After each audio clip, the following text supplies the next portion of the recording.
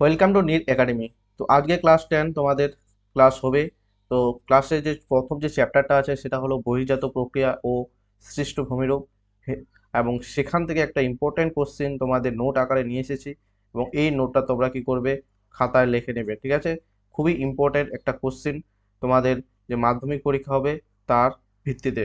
ঠিক আছে, তো আজকে যে কোশ্চেনটা এনেছি সেটা হলো নদীর কার্যের ফলে সৃষ্ট ভূমিরূপ। Very very important question. তোমাদের অবশ্যই এই নোটটিকে কি করতে হবে, খাতায় লিখে নিতে হবে। খাতায় সুন্দরভাবে লিখে নেবে এবং ক্লাসটা ভালোভাবে করে নাও। এখানে সম্পূর্ণ ডিটেলস তোমাদের এই যে কোশ্চেনটা আছে সেটা সম্পূর্ণভাবে ভালোভাবে বোঝানোর চেষ্টা করা হবে। তো তোমরা আশা আশা করি যে তোমরা বুঝতে পারবে। এবং এখানে যে নোটটা আছে এই নোটটা তোমাদের একটু ব্রড করে লিখেছি, কারণ তোমাদের বুদ্ধি করে একটু শর্ট করে লিখতে হবে। কিভাবে লিখতে হবে সেটাও তোমাদেরকে আমি বলবো। দেখো, এখানে আছে নদীর কার্যের ফলে সৃষ্ট ভূমিরূপ। ঠিক আছে, তো নদীর কার্যের ফলে সৃষ্ট ভূমিরূপ কি হতে পারে? নদীর উচ্চগতি, মধ্যগতি এবং নিম্নগতি। ঠিক আছে, নদী এখানে সৃষ্টি হলো কোনো পাহাড় বা পর্বত থেকে। পাহাড় বা পর্বত থেকে নদীর সৃষ্টি হলে কোথায় মিশে যায়? কোনো সাগরে, তাই না? কোনো সাগর বা মহাসাগরে পতিত হয়ে যায়। এটাকে এখান থেকে উচ্চগতি, এটা মধ্যগতি, এখানে নিম্নগতি।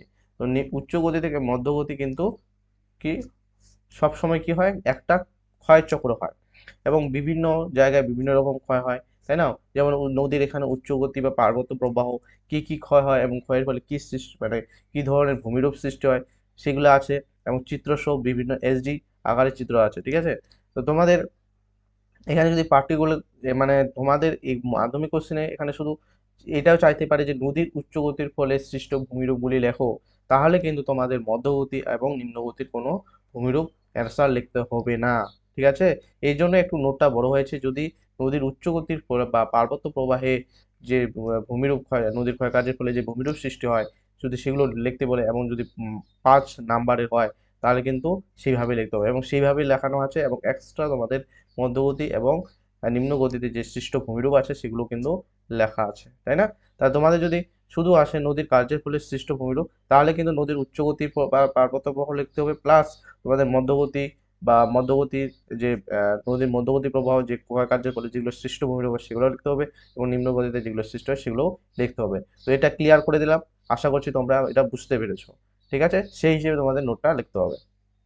ওকে, এবার দেখো, তো প্রথমে এটা আছে নদীর উচ্চগতি বা পার্বত্য প্রবাহ। দেখো কি বলছে, পার্বত্য অঞ্চলে নদীর যেখানে উৎপত্তি হয় সেখান থেকে সমভূমিতে নেমে আসার আগে পর্যন্ত নদীর গতিপথকে বলে উচ্চগতি বা পার্বত্য প্রবাহ। ওকে, এবং উদাহরণ দেখতে পাচ্ছ এখানে। উদাহরণ যদি আমরা জানি, গঙ্গোত্রী হিমবাহের গোমুখ তুষার গুহা থেকে হরিদ্বার পর্যন্ত গঙ্গা নদীর উচ্চগতি বা পার্বত্য প্রবাহ।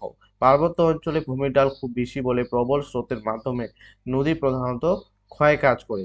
তাছাড়া এই অংশে নদী ক্ষয়জাত দ্রব্যসমূহ বহন করে, এবং পার্বত্য অঞ্চলে নদীর কার্যের ফলে বিভিন্ন ধরনের ভূমিরূপ সৃষ্টি হয়। যেমন, ঠিক আছে, তাহলে কি হয়, নদীর উচ্চগতি উপর থেকে অনেক পাহাড় বা পর্বত থেকে, পার্বত্য অঞ্চল থেকে যে সৃষ্টি হয়, সেখানে কি হয়, খুব নদীর বেগটা কি হবে, বেশি হবে, অবশ্যই বেশি হবে। এবং সেখানে কি হয়, সেখানে বিভিন্ন ধরনের যে ভূমিরূপ সৃষ্টি হয় সেগুলো এখন আলোচনা করবো। ঠিক আছে, এগুলো জাস্ট ভালোভাবে বুঝে বুঝে পড়বে। ঠিক আছে, এবং উদাহরণটা এইভাবে দেবে যে নদীর উচ্চগতি যে প্রবাহটা, এটা হচ্ছে একটা আমাদের গঙ্গা নদী যেটা আছে, গঙ্গোত্রী হিমবাহের গোমুখ ও তুষারপাতে হরিদ্বার পর্যন্ত গঙ্গা নদীর উচ্চগতি বা পার্বত্য প্রবাহ। ঠিক আছে, যদি বলে, ঠিক আছে, এবার নেক্সট আমরা চলে আসবো এই যে যে ভূমিরূপগুলোর সৃষ্টি হয়েছে সেগুলো। এবার দেখো, ইংরেজি আই আকৃতির উপত্যকা, ভেরি ভেরি ইম্পর্টেন্ট। পার্বত্য অঞ্চলে প্রবল স্রোতের সঙ্গে প্রবাহিত, ঠিক আছে, এটা তো হবে।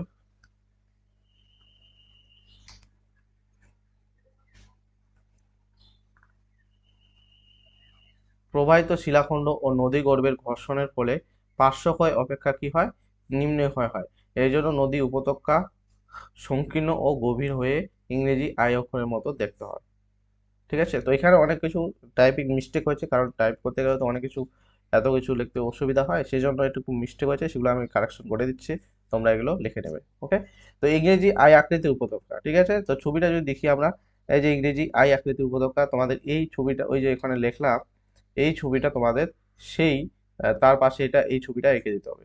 দেখো তোমাদের জন্য কত এইচডি একটা মানে ছবি তোমাদের জন্য নিয়ে এসেছে, তাই না? তো তোমাদের এই যে ছবিটা দেখালাম, তোমরা এই নোটটা লিখলে খাতায়, লেখার পর তোমরা এই সাইডে একবার এই সাইডে এঁকে দিবে, ঠিক আছে। এবার 2 নাম্বার, গিরিখাত এবং ক্যানিয়ন কি? শুষ্ক অঞ্চলে নদী যখন নরম শিলাস্তরের ওপর দিয়ে বয়ে যায়, বৃষ্টিপাতের অভাবে উপত্যকার দুপাশে ভূমিক্ষয় হয়, ক্ষয় কম, তাই না? এই যে যদি শুষ্ক অঞ্চলে কি হয়, ভূমিক্ষয় হয়, কিন্তু নরম শিলাস্তরের জন্য নদী নিচের দিকে ক্ষয় হয় পরে বেশি, এর ফলে কি হয়, ইংরেজি আকৃতির গভীর ও সংকীর্ণ গিরিখাত সৃষ্টি হয়, একে বলে ক্যানিয়ন। উদাহরণ সিন্ধু, গঙ্গা, ব্রহ্মপুত্র প্রভৃতি নদ-নদীর গতিপথে বড় বড় গিরিখাত আছে, ঠিক আছে। এবং উদাহরণ কি? উদাহরণ একদম মনে রাখবে, ইম্পর্টেন্ট, এটা এমসিকিউর জন্য ইম্পর্টেন্ট, ঠিক আছে, শর্ট কোশ্চেনের জন্য। আমেরিকা যুক্তরাষ্ট্রের কলোরাডো নদীর গ্র্যান্ড ক্যানিয়ন পৃথিবীর বৃহত্তম গিরিখাত। তাহলে কোথাকার? আমেরিকা যুক্তরাষ্ট্রের কলোরাডো নদীর গ্র্যান্ড ক্যানিয়ন তাহলে পৃথিবীর গভীরতম গিরিখাত। এবার যদি বলে খ নাম্বারটা, দেখো খ নাম্বার কি বলছে, দক্ষিণ পেরু কলকা নদীর গিরিখাত পৃথিবীর, এটা হলো গভীরতম গিরিখাত। ওকে, নেক্সট, এই যে দেখো এটা ভি আকৃতির উপত্যকা বা গিরিখাত, এটা ছবি দিয়ে দিবে। ওকে, নেক্সট, এই যে ভি আকৃতির যে উপত্যকা, এই 3 নাম্বার কোশ্চেন আছে, ইংরেজি ভি আকৃতির উপত্যকা। নদীর দুপাশে ভূমিক্ষয় বেশি হলে ধস নামলে ইংরেজি আই আকৃতির উপত্যকা বা ভি আকৃতির উপত্যকায় পরিণত হয়। 4 নাম্বার কি? গাঠনিক সোপান। নদী উপত্যকায় পরপর কঠিন ও নরম শিলাস্তর সমান্তরাল থাকলে ক্ষয়কার্যের বিভিন্নতার জন্য উপত্যকাতেও পরপর ধাপ সৃষ্টি হয়, একে গাঠনিক সোপান বলে। এগুলো দেখো, পড়লেই তোমরা বুঝতে পারবে। ধরো নদীটা এইভাবে বইছে, এইভাবে নদী বইছে, এখানে কঠিন শিলা, এখানে নরম শিলা, তো নরম শিলা এইভাবে, এগুলো কি হয়ে যায়, ক্ষয় হয়ে যায়, এবং কঠিন শিলাটা শক্ত হয়ে থাকে, সেরকম কি সিঁড়ির মতো, ধাপের মতো একটা সৃষ্টি হয়, এটাই হলো গাঠনিক সোপান। এবার জলপ্রপাত কি বা ওয়াটারফলস? নদীর গতিপথে বা ঢাল হঠাৎ খাড়াভাবে নেমে গেলে জলরাশি প্রবল বেগে ঢালের উঁচু অংশে নিচে সরাসরি পতিত হলে তাকে জলপ্রপাত বলে, ঠিক আছে। উদাহরণ কি? ভারতের কর্ণাটকের বারাহি নদীর কঞ্চিকল হলো ভারতের উচ্চতম জলপ্রপাত, উচ্চতা কত? 455 মিটার, ঠিক আছে। তো তোমাদের এই পয়েন্টগুলো তো লিখতেই হবে, ঠিক আছে। যদি উচ্চ গতির ফলে প্রবাহ আসে, দেখো পাঁচটা পয়েন্ট কিন্তু হয়ে গেল, কারণ পাঁচটা এখানে পয়েন্ট, ঠিক আছে। তো তোমাদের যদি উচ্চ গতির ফলে আসে তাহলে তোমাদের এই পাঁচটা লিখে দেবে, ঠিক আছে। এই যে দেখো আরো আছে জলপ্রপাত, এটা হচ্ছে জলপ্রপাতের পাশে এই ছবিটা তোমরা দিয়ে দিবে, ঠিক আছে, এইভাবে সুন্দরভাবে এঁকে দিবে। ওকে, এটা মন্তকূপ পটল, এটা হচ্ছে আবদ্ধ শৈলশিরা। এবার দেখো দেখো প্লাঞ্চ পুল কি? জলপ্রপাতের জল যেখানে প্রবল বেগে উপর থেকে নিচে পড়ে নদী খাতের সেই অংশে বিশাল আকৃতির কি হয়, গর্ত সৃষ্টি হয়, একে বলে প্লাঞ্চ পুল, ঠিক আছে। তাহলে জলপ্রপাতের জল, ঠিক আছে, আমি যদি ছবিটা দেখাই, এই যে এখানে ছবিটা দেখো, এই যে জলপ্রপাত জলটা পড়ছে, এখানে জলপ্রপাত জলে কি হয়, একটা বিশাল বড় গর্ত সৃষ্টি হয় না, এইটাকেই বলছে প্লান্ট পুল। ওকে, ধরে নাও তোমাদের জমি বাড়িতে তোমরা করো, যদি দেখো গ্রামে মেশিন যখন চালু হয় বা মোটর যখন চালু হয়, তখন জল নেওয়ার জন্য, জলসেচের জন্য, তখন কি হয়, যেখানে জলটা পড়ে তখন কি হয়, সেখানে একটা বেশি গর্তের মতো সৃষ্টি হয়ে যায়, তাই না? অবশ্যই স্বাভাবিকভাবে উপর থেকে যখন জলের নিচে পড়বে, তাই না, সেখানে তো একটু গর্ত সৃষ্টি হবে, তো সেটাকেই বলে প্লান্ট পুল। ওকে, দেখো মন্থকূপ বা পটল কি? নদীর প্রবল স্রোতের সঙ্গে বাহিত বড় বড় পাথর নদী খাতের সংঘর্ষের ফলে নদীর বুকে মাঝে গর্তের সৃষ্টি হয়, এগুলোকে বলে পথপ্রবাহ। ধরো, হ্যাঁ, তাই না, এটা স্বাভাবিক কিছুই না। তো নদী এইভাবে বইছে, নদীর সাথে কি হয়, নদীর সাথে কি শুধু জলটাই যায়, নদীর সাথে কি কি হয়, উচ্চ গতিতে পাথর, এই ছোট ছোট ছোট বড় এইভাবে পাথরও কিন্তু ক্ষয় হয়ে হয়ে আসে থাকে। এবং নদীর যে তলদেশটা আছে, নদীর তলদেশে এইভাবে ধাক্কা যদি খায়, সেখানে কি হয়, একটু গর্ত, এইভাবে গর্ত গর্ত সৃষ্টি হয়, এটাকে বলে মন্থকূপ বা পটল। ওকে, এবার 8 নাম্বার কোশ্চেন কি বলছে, শৃঙ্খলিত বা আবদ্ধ শৈলশিরা। অনেক সময় পাহাড় বা শৈলশিরাসমূহ নদীর গতিপথে এমনভাবে বাধার সৃষ্টি করে যে ওই বাধা এড়োতে নদী এঁকে বেঁকে প্রবাহিত হয়।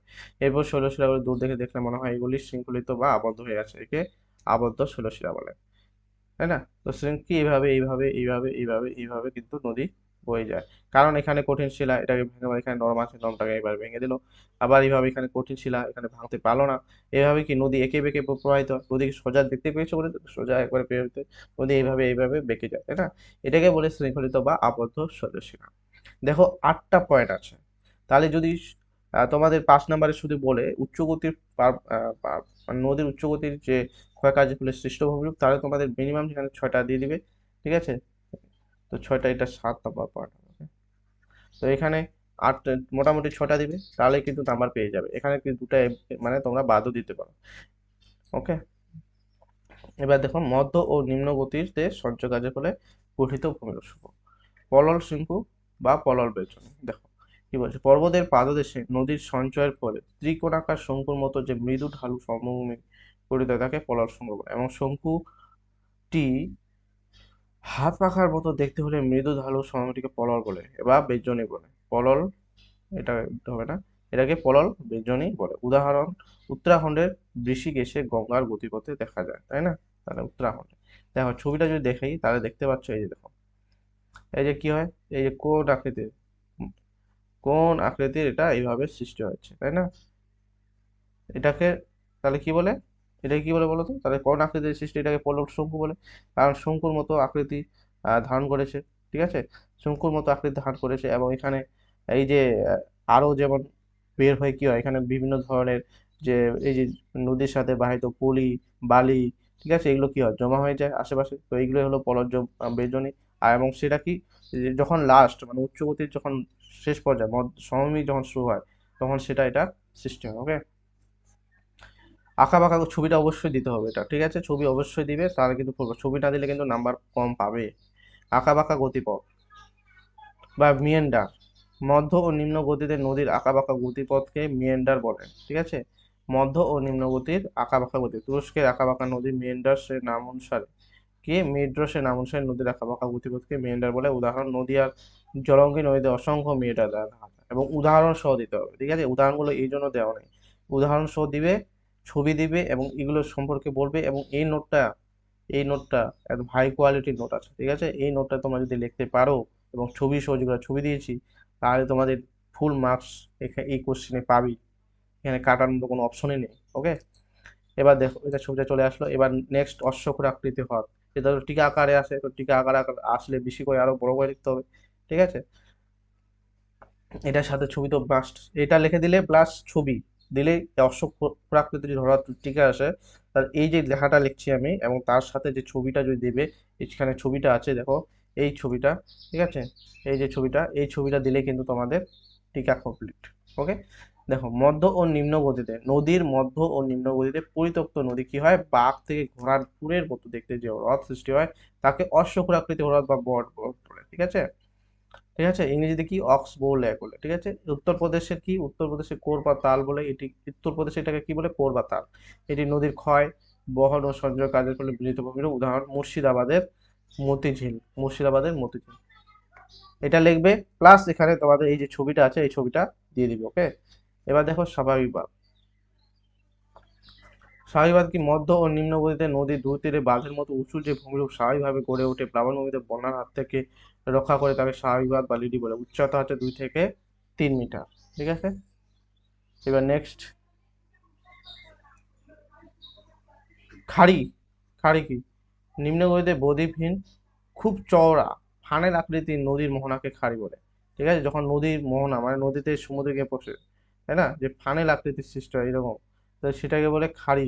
মধ্যে জোয়ারের সময় লবণাক্ত জলের নদী খাতে ঢোকে এবং ভাটার সময় বেরিয়ে যায়। খাড়িগুলি মৎস্যজীবীদের কাছে সম্পদ, ঠিক আছে? যেখানে নদীটা এইভাবে এইভাবে গিয়ে মিশে গেল সমুদ্রে, ঠিক আছে, এখানে সমুদ্র আছে, সেটাই হচ্ছে, এটাকে কি বলে, খাড়ি বলে। এবার বদ্বীপ কি, নদীর, এটা ভেরি ভেরি ইম্পর্টেন্ট, টিকাও দিতে পারে। নিম্ন গতিতে নদী বাহিত পদার্থ মোহনা এবং অগভীর সমুদ্রে সঞ্চিত উঁচু হয়ে বাংলা অক্ষর মাত্রাহীন বয়ের বা গ্রিক শব্দ ডেল্টা, ঠিক আছে, ডেল্টার মতো দেখতে যে নতুন ভূমির সমুদ্রপৃষ্ঠের সামান্য উপরে জেগে ওঠে, তাকে বদ্বীপ বলে। উদাহরণ, গঙ্গা ব্রহ্মপুত্রের বদ্বীপ পৃথিবীর বৃহত্তম। এটা তো ভেরি ভেরি ইম্পর্টেন্ট, এই গঙ্গা ব্রহ্মপুত্রের বদ্বীপ হলো পৃথিবী, শুধু ভারতের না, এই যে সারা পৃথিবীটা আছে, সেই পৃথিবীর বৃহত্তম বদ্বীপ গঙ্গা ব্রহ্মপুত্রের বদ্বীপ, ঠিক আছে? এই যে বদ্বীপের ছবিটা এইভাবে দিবে, ঠিক আছে? তো দেখতে পাচ্ছ কত সুন্দরভাবে এইভাবে ছবিটা আঁকা দিবে, এইভাবে তারপর এইভাবে বইয়ের মতো এইভাবে ছবিগুলো আঁকা দিবে, ঠিক আছে? এইভাবে ছবিগুলো আঁকা দিবে, তাহলে তোমাদের কিন্তু নাম্বার কাটার কোনো অপশন নেই। ওকে, তো তোমাদের দেখো কত সুন্দর সুন্দর ছবি নোট আকারে তোমাদের দিয়ে দিচ্ছি এবং ফ্রিতে প্রোভাইড করছি, ঠিক আছে? এবার আসল বিষয় হলো, তোমরা এতগুলো পয়েন্ট আছে, মধ্যগতি এবং নিম্নগতি, তারপর উচ্চগতি, তারপরে ওখানে 8টা আমি দিয়েছি সৃষ্ট ভূমিরূপ, এখানে 6টা, তাহলে কিরকম ভাবে লিখবে? দেখো প্রথম থেকে যদি আমি যাই, তোমাদের এখানে উচ্চ গতির প্রভাবে যদি যদি আসে নদীর কার্যের ফলে সৃষ্ট ভূমিরূপ, তোমাদের এই সংজ্ঞাটা দিলে, ঠিক আছে। তারপর তোমরা এটা ইংরেজি আরেকটা এখান থেকে একটা দিলে, ইংরেজি আকৃতি উপত্যকা দিলে, গিরিখাত বা ক্যানিয়ন দিলে, তারপর নেক্সট এখানে দিবে ছবি দিবে, তার সাথে তোমরা দিবে হচ্ছে এখানে জলপ্রপাত আর ভি আকৃতি, গাঠনিক সোপানটা দিতে হবে না, ওকে। মানে এটা কেটে ছেটে, ঠিক আছে। এবার মন্তব্য দিয়ে দিতে পারো, শর্ট আকার ছোট আকারই আছে, এটা তো সহজে মুখস্থ হবে। এবার মধ্যগতির ফলে কি, বা মধ্যগতি ও নিম্ন সঞ্চয় কার্যে কি হবে, এটা তোমরা দেবে পলল সুক্কু বা পলল বীজনী, এটা তোমাদেরকে দিতে হবে, ঠিক আছে। এটা ইম্পর্টেন্ট, এটা তোমাদের দিতেই হবে। এটা আঁকা বাঁকা গতিপথটা না দিতে পারো, নেক্সট তোমরা এটা দিবে অশ্বক্ষুর আকৃতি হ্রদ, এটা তো দিতে হবে। এবং স্বাভাবিকভারটা স্কিপ করে যাও, স্বাভাবিকভার না দিলেও চলবে, তোমরা বদ্বীপ দিবে, ঠিক আছে। এই কয়েকটা দিবে যেগুলো স্টার মার্ক দিয়েছে। তাহলে আর তাহলে তোমাদের কি, যে নদীর কার্যফলে সৃষ্ট ভূমিরূপ মোটামুটি 6-7টা পয়েন্ট হয়েই যাচ্ছে। এবং তার সাথে ছবি, যেগুলো পয়েন্ট দেবে তার সাথে ছবি দেবে এবং উদাহরণ সহ দেবে, ঠিক আছে। তাহলে তোমাদের আশা করছি এই যে কোশ্চেনটা আছে যদি পরীক্ষা আসে খুব ভালোভাবে লিখতে পারবে, এবং তোমাদের অন্য কোথাও এই নোটের জন্য দৌড়াদৌড়ি করতে হবে না। তোমরা এই নোটটা লেখো, তোমার দেখো যে নোটটা কি হারে তোমাদেরকে প্রোভাইড করেছে, ঠিক আছে। তো এরকম আরো ভিডিও পেতে অবশ্যই চ্যানেলটাকে সাবস্ক্রাইব করবে এবং ভিডিওটাকে লাইক করতে ভুলবে না তোমরা। লাইক করবে অবশ্যই এবং শেয়ার করবে বন্ধুদের সাথে। এবং যদি কোথাও অসুবিধা হয় কমেন্ট করবে, ঠিক আছে। কমেন্ট করবে বা কোনো কোশ্চেন রিলেটেড কমেন্ট করবে। তো এই ছিল আজকের ভিডিওটি। পরের ভিডিওতে আবার দেখা হবে তোমাদের সাথে কোনো এক ইম্পর্টেন্ট কোশ্চেন ধরে, এবং সেগুলো তোমাদেরকে আমি দিতেই আছি। তো ততক্ষণ তোমরা ভালোভাবে প্রিপারেশন নেবে, পড়তে থাকবে। আজকের মতো এটুকুই। জয় হিন্দ, বন্দে মাতরম।